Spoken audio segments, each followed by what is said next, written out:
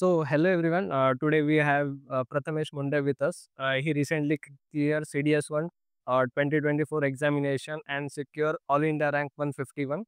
And he also cleared CDS in his first attempt and also SSB in his first attempt. So, I'd like to congratulate Prathamesh Munde on this achievement. So, congratulations, Prathamesh. Thank you for your wishes, sir. So, now we are going to have a friendly chat with Prathamesh. So, let's start. So, Prathamesh, my first question is what motivates you to join armed forces? Okay, what motivates? तर माझं असं motivation असं होतं, की माझ्या फॅमिलीमध्ये खूप जण आर्मीमध्ये गेलेले. माझे 2 भाऊ आहेत, ते आर्मीमध्ये आहेत. नंतर माझे काका पहिले होते, जे माझ्या विलेजमधून जे आर्मीमध्ये गेले होते. त्यांचं एक मोटिवेशन होतं.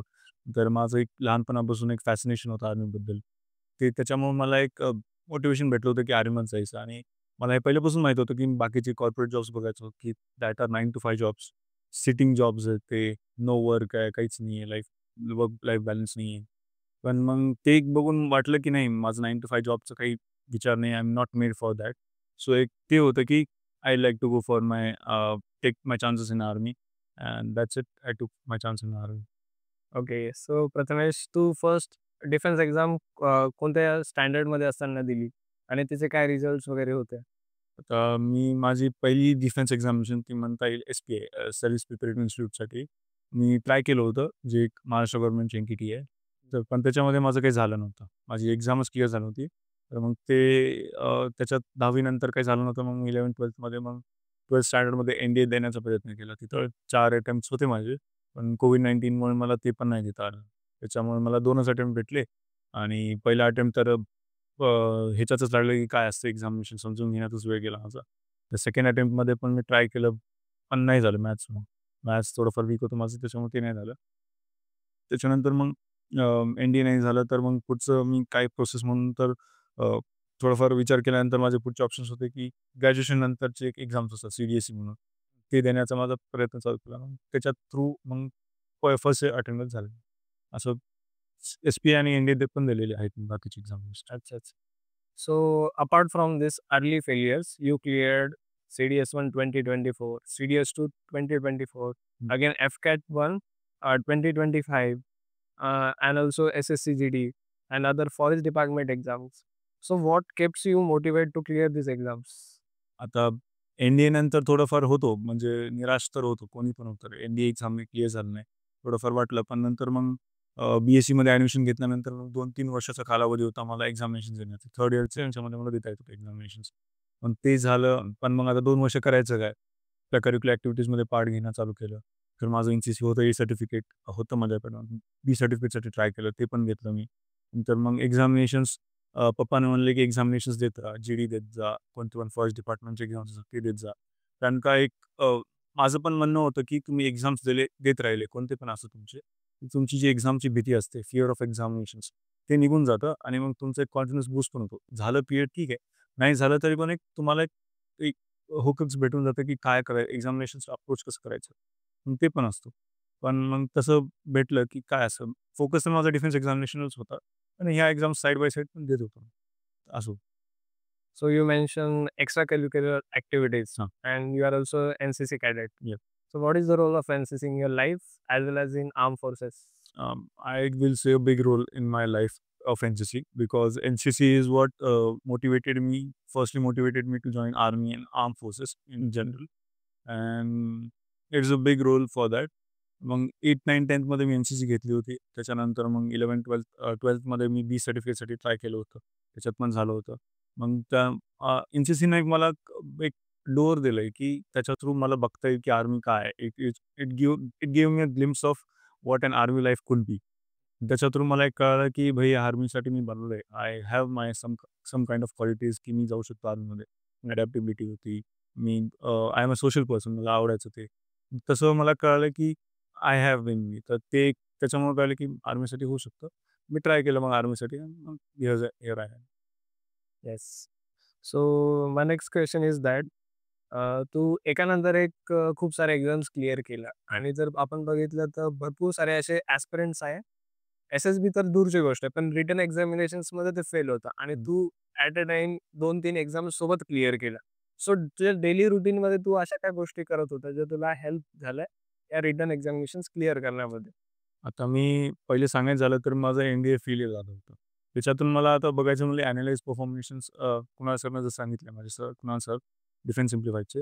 त्यांनी सांगितलं होतं की analyse your performance to what went wrong हे एक प्रश्न आहे ते तुला त्याच्यावर करावं लागेल. त्याचं उत्तर शोधावं लागेल तुम्हाला आणि मग ते उत्तर शोधण्याच्या ह्याच्यात मला कळालं की लाईक माझं डेली रुटीन थोडंफार बिघडलेलं होतं. डेली रुटीन पण बिघडलेलं होतं.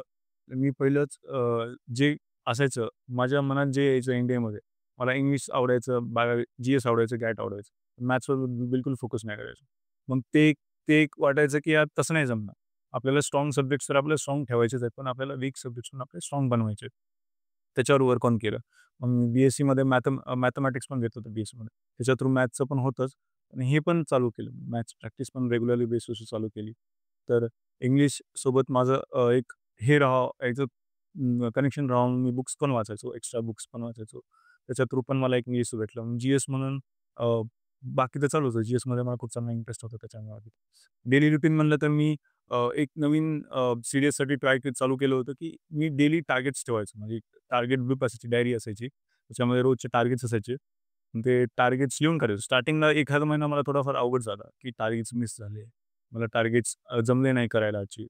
थोडंफार डिमोटिव्हेट व्हायचं. पण मग kept going. I pushed myself and चालू ठेवलं. मग हळू टार्गेट्स कंप्लीट व्हायला लागले.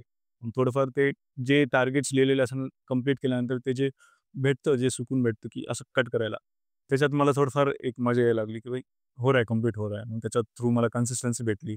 डिसिप्लिन पण आली माझ्या ह्याच्यामध्ये रुटीनमध्ये आणि मग त्याच्या थ्रू मला खूप मोठी हेल्प झाली. डेली टार्गेट्स कास्ट आणि मग रिव्हिजन्स आणि जी-एसमध्ये मी सांगायचं झालं तर रिव्हिजन जास्त तुम्ही करा.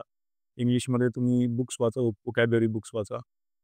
कोणते पण असो तुमचे असं नाही की सेल्फ हेल्प बुक्सच वाचा. तुम्ही स्वतःचे फिक्शनल बुक्स वाचा, नॉन फिक्शनल बुक्स वाचा, सेल्फ हेल्प वाचा, जे तुम्हाला आवडतात ते वाचा. त्याच्या थ्रू तुम्हाला एक अ, भेटेल की वोकॅब पण वाढेल, तुमचं नॉलेज पण वाढेल, तुमची कम्युनिकेशन स्किल्स चांगले होतील. जे एस-एस-बीमध्ये तुम्हाला हेल्प होईल. ते पण होईल आणि असेच थोडे-थोडे फार मग नंतर बाकीचं राहिलं तर मग तुम्ही कनेक्ट राहा. कारण का तुम्हाला एक बाहेरच्या वर्ल्डशी पण कनेक्ट राहायला पाहिजे, की काय चालू आहे बाहेर. न्यूजपेपर रीडिंग करत राहा. तुमचे व्हिडिओज बघत राहा, जिओ पॉलिटिक्स व्हिडिओ असतील, कोणते पण असो व्हिडिओ, ते बघत राहा. त्याच्यामुळे तुम्हाला एक आयडिया राहील, की आपण आर्मीशी काय कनेक्टेड आहे. So Prathamesh, again the question is about SSB. So आता बरेच जण स्ट्रगल करतात एस-एस-बीमध्ये. पण आपण जर बघितलं, ही जी डिफेन्स फील्ड आहे, यामध्ये स्टडीज सोडून एक्स्ट्रा करिक्युलर ॲक्टिव्हिटीजवरती तितकाच फोकस आहे. ग्राउंड वगैरे तितकंच इम्पॉर्टंट आहे किंवा ॲडव्हेंचरस असणं तितकंच इम्पॉर्टंट आहे. बाकीच्या क्वालिटीज पण चेक केल्या जातात आपल्यामध्ये. सो तुझ्या प्रिपरेशन फेजमध्ये तू अशा काही ॲक्टिव्हिटीज केल्या किंवा एक्स्ट्रा करिक्युलर थिंग्स असेल, ज्या तुला एस-एस-बीमध्ये हेल्प झाल्या असेल, असं काही असेल तर? खूप सारं होतं. आता मी एक सांगेल, की बाकीच्या फील्डमध्ये आणि आपल्या फील्डमध्ये डिफरन्स हेच आहे, की जे-ई-नीटमध्ये अभ्यास जास्त लागतो आणि आपल्या फील्डमध्ये अभ्यास पण लागतो आणि तितकंच आपण सोशल पर्सन पण व्हायला पाहिजे. आपण कनेक्टेड राहायला पाहिजे पीपल्ससोबत, बाकीच्या सोसायटीसोबत कनेक्ट व्हायला पाहिजे. मग त्यासाठी आपले जे सोशल स्किल्स आहेत ते आपण डेव्हलप करायला पाहिजे. एक्स्ट्रा करिक्युलर ॲक्टिव्हिटीज म्हणलं तर मी बी-एस-सीमध्ये डिबेटमध्ये पार्ट घ्यायचो. नंतर मी 8, 9, 10 मध्ये एन-सी-सी घेतलं जसं, तसं मग एन-सी-सी थ्रू माझी फिजिकल बॉडी पण मेंटेन राहिली. फिजिकल ॲक्टिव्हिटीज होत राहिले 2 वर्ष पहिल्याच्या. नंतर मग बास्केटबॉलमध्ये मला माझी हाईट जास्त असल्यामुळे बास्केटबॉल खेळायचो. I was good at it. Me state level colleges पण खेळलेलं आहे. सॉरी कॉलेज लेव्हलमध्ये पण खेळला आहे. युनिव्हर्सिटी लेव्हल्समध्ये खेळला आहे. पुढे जायचा विचार होता, पण मग ते कसं ते स्टडीज आणि माझे अकॅडमिक्स ह्याच्यामध्ये यायचे. त्याच्यामुळे मग चूज केलं, लेट्स गो विथ स्टडीज. आपण नंतर पण घेऊ शकतो बास्केटबॉलमध्ये पार्ट. मग ते एक होतं आणि नंतर जसं माझी एन-सी-सी संपली सेकंड इयरमध्ये, मी थर्ड इयरमध्ये इथं आलो संभाजीनगरमध्ये आणि डिफेन्स सिम्प्लिफायडमध्ये आलो सरांसोबत वापस एकदा. एन-डी-ए नंतर करण्यासाठी आणि मग इथं क्लासेस ट्रेक्स ऑर्गनाइज करायचे. म्हणजे वीकली ट्रेक्स ऑर्गनाइज करायचे. इथं आजूबाजूला संभाजीनगरमध्ये खूप सारे प्लॅटूज आहेत, पहाडीज आहेत छोटे-छोटे. गोगापाबाला जायचो, हिमायतबागला जायचो. त्याच्या थ्रू एक फिजिकल ॲक्टिव्हिटी मेंटेन राहिली मी सेकंड इयर एन-सी-सी नंतर. तर आम्ही लाँग ट्रेक्सला पण गेलेलो आहेत खूप साऱ्या. जसं की रतनगड असू शकतो. नंतर जीवधनला आम्ही ॲडव्हेंचर ॲक्टिव्हिटीज पण केल्यात. रॅपलिंग केलेली आहे. नंतर रॅपलिंग केलेली आहे. नंतर आपण अजून कोणते केले होते? झिपलाईन पण केली होती. सर पण होते सोबत. झिपलाईन आणि रॅपलिंग केलेली आहे. मग त्याच्या थ्रू नाईट ट्रेक्स आम्हाला आमचा प्लॅन नव्हता नाईट ट्रेक करायचा, पण त्याविषयी आम्ही ते पण केलं. नाईट ट्रेक पण आम्हाला अनुभवायला भेटलं. आणि अशा थ्रू एक ॲडव्हेंचर ॲक्टिव्हिटीज, हाय ॲड्रेनलिन ॲक्टिव्हिटीज आम्ही मेंटेन केल्या. त्याच्या थ्रू आमचं हे पण मेंटेन झालं. आणि एक नवीन पर्सन्सला पण भेटणं झालं, मग सोशल स्किल्स झाल्या, सगळं झालं.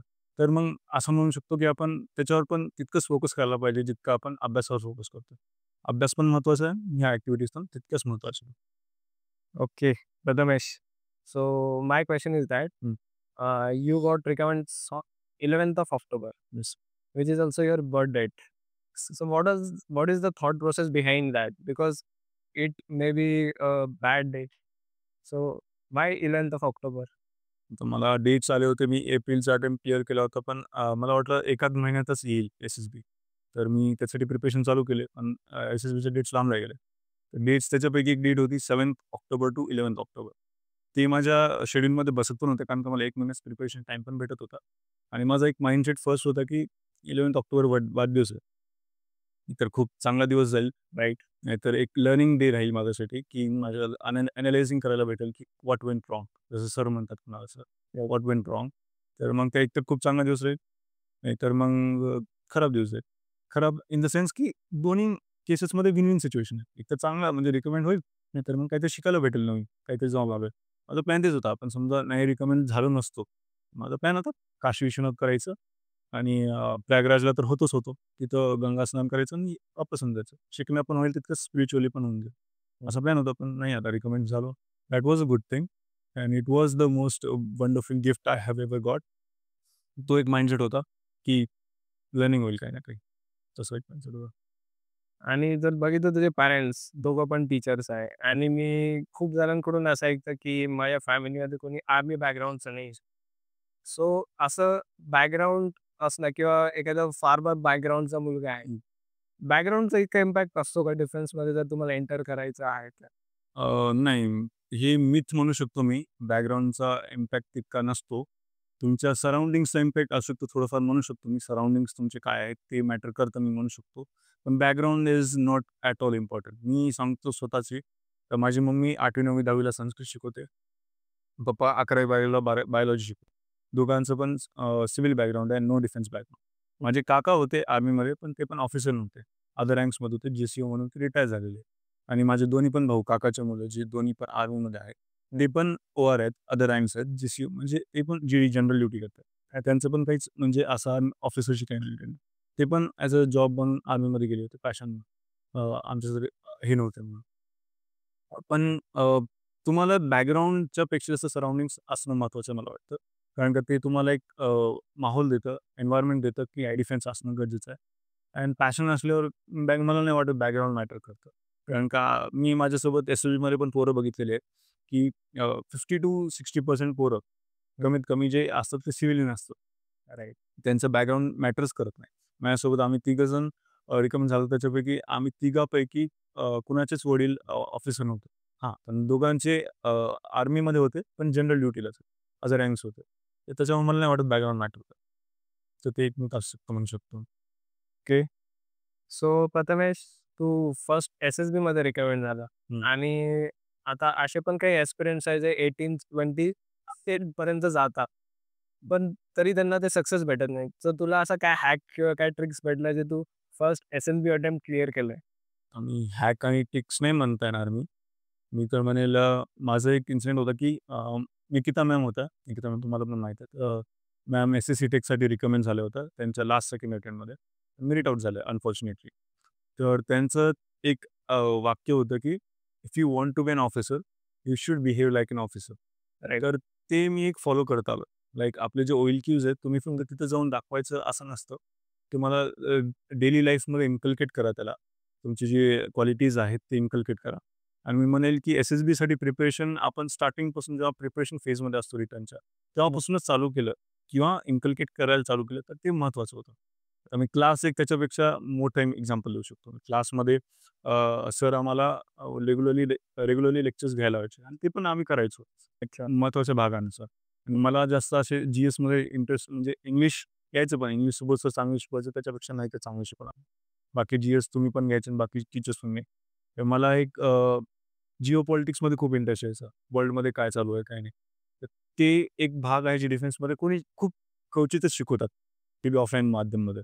तर मी पोरांना इम्पार्ट नॉलेज करायचो, की डेली हफ्त्यातून 2-3 कमीत कमी लेक्चर्स व्हायचेच माझे, की जिओपॉलिटिक्समध्ये सध्या काय चालू आहे? Russia Ukraine war, Israel Palestine असेल, काही पण असेल. त्याच्या थ्रू माझे कनेक्शन पण राहिलं.